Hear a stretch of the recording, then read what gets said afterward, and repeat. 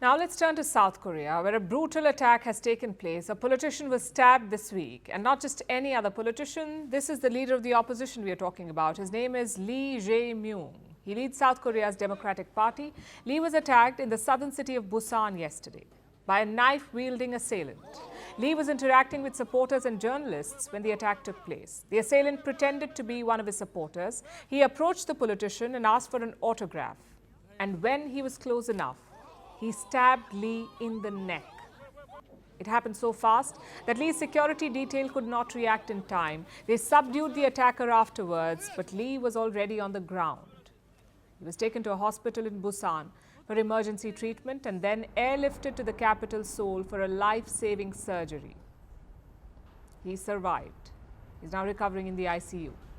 But what of the assailant? This is what the Busan police said. The identity of the suspect is a man born in 1957, and the exact circumstances of the crime are currently being investigated. The suspect is in his mid-60s. He's from the central city of Asan. The police raided his house today. He told them he'd planned the attack alone. He tried to kill the politician with a 13-centimeter knife. He says he bought the knife online. And this is everything that we know so far. The Busan police will set up a task force with a total of 68 people, headed by the investigation department, to conduct a thorough investigation.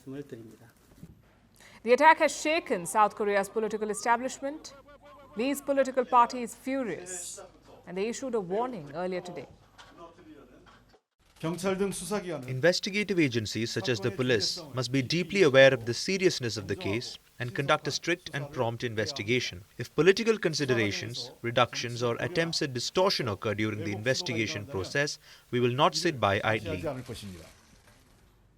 Why is he talking about political considerations? Because of who their leader is. I mentioned that Lee Jae-Myung is the leader of South Korea's Democratic Party, but he's also one of the front-runners to become president. The election is in 2027, but he has a strong chance. He stood against current President Yoon Suk-yeol in the last election, that was in 2022, and he lost by a razor-thin margin. Just 0.7% of the votes separated Yoon and Lee. It was South Korea's closest election ever. The current president is barred from seeking re-election, which makes Lee an early front-runner for 2027. Lee will be 63 years old during the next election, in the prime of youth compared to presidential candidates in some other countries. So yesterday's knife attack could have reshaped the playing field.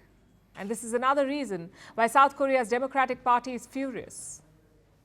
But this country is no stranger to political violence of this kind.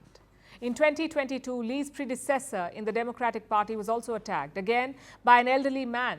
The assailant struck the politician on the head with a hammer. There was another incident in 2006. An opposition party leader at the time, Park Geun-hye, was also stabbed at a rally. She, of course, went on to become president a few years later. Yesterday's stabbing may even help Lee get votes in the next election, but these incidents need to stop. South Korea needs to fix its political violence problem. They've seen enough of it for a lifetime.